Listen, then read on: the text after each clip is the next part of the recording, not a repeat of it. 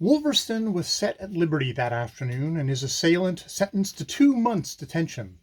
Thus harmony was restored, but it had been an unpromising beginning, and there was more to follow shortly of a similar discordant kind. Blood and his officers were summoned a week later to a council which sat to determine their operations against Spain. Monsieur de Rvrl laid before them a project for a raid upon the wealthy Spanish town of Cartagena. Captain Blood professed astonishment. Sourly invited by Monsieur de Rvrl to state his grounds for it, he did so with the utmost frankness. "Were I general of the king's armies in America," said he, "I would have no doubt or hesitation as to the best way in which to serve my royal master and the French nation. That which I think will be obvious to Monsieur de Cussy, as is to me, is that we should at once invade Spanish Hispaniola, and reduce the whole of this fruitful and splendid island into the possession of the King of France."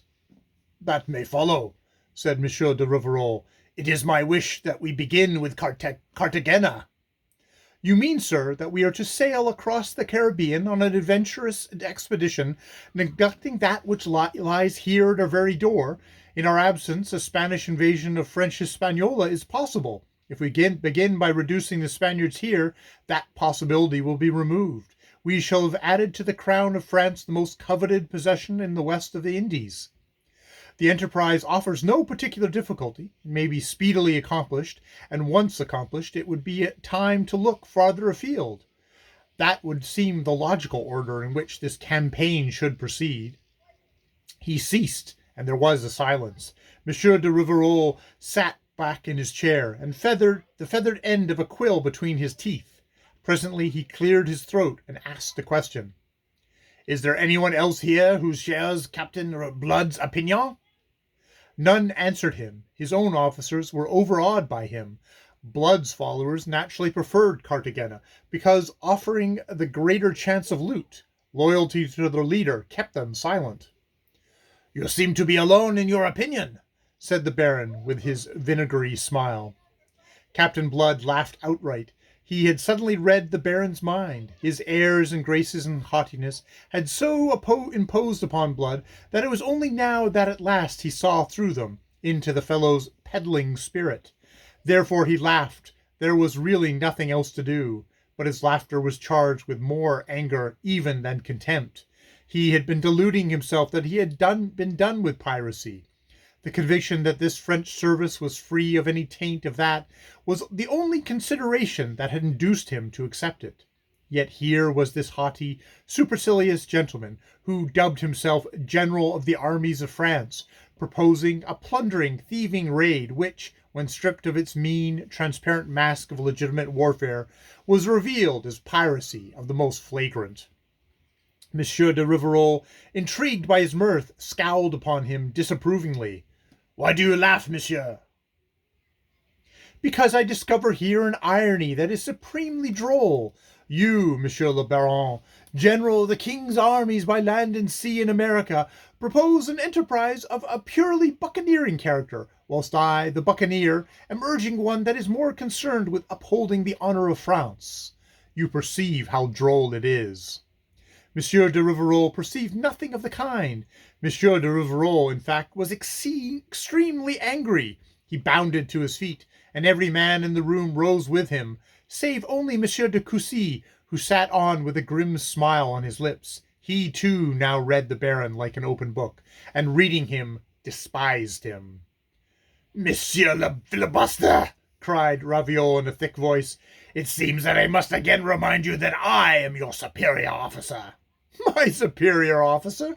You, lord of the world? Why, you are just a common pirate. But you shall hear the truth for once, and that before all these gentlemen who have the honor to serve the King of France. It is for me, a buccaneer, a sea robber, to stand here and tell you what it is the interest of the French honor and the French crown, whilst you, the French King's appointed general, neglecting this, are for spending the king's resources against an outlying settlement of no account, shedding French blood in seizing a place that cannot be held, only because it has been reported to you that there is much gold in Cartagena, and that the plunder of it will enrich you. It is worthy of the huckster who sought to haggle with us about our share, and to beat us down after the articles pledging you were already signed. If I am wrong, let Monsieur de Ducousy say so. If I am wrong, let me be proven wrong, and I will beg your pardon. Meanwhile, monsieur, I withdraw from this council. I will have no further part in your deliberations. I accept the service of the King of France with the intent to honor that service.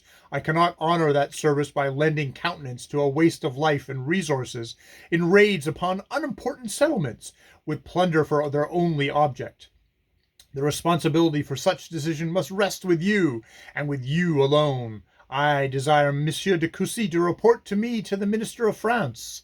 For the rest, monsieur, it remains for you to give me your orders. I await them aboard my ship, and anything else of a personal nature that you may feel I have provoked by the terms I have felt compelled to use in this council. Monsieur le Baron, I have the honor to wish you good day. He stalked out, and his 3 captains, although they thought him mad, rolled after him in loyal silence. Monsieur Rvrl was gasping like a landed fish. The stark truth had robbed him of speech. When he recovered, it was to thank heaven vigorously that the council was relieved by Captain Blood's own act, that a gentleman's further participation in its deliberations. Inwardly, Monsieur de Rvrl burned with shame and rage. The mask had been plucked from him, and he had been held up to scorn. He, the general of the king's armies by sea and land in America.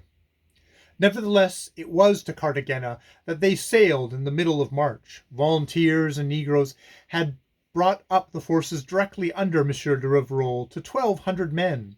With these he thought he could keep the buccaneer contingent in order and submissive. They made up an imposing fleet, led by Monsieur Rivarol's flagship, the Victorieuse, a mighty vessel of 80 guns. Each of the 4 other French ships was at least as powerful as Blood's Arabella, which was of 40 guns. Followed the lesser buccaneer vessels, the Elizabeth, Laquiesque, and Atropos, and a dozen frigates laden with stores, besides canoes and small craft in tow. Narrowly they missed the Jamaican fleet with Colonel Bishop, which sailed north for Tortuga 2 days after Baron de Rivarol's southward passage. End of chapter.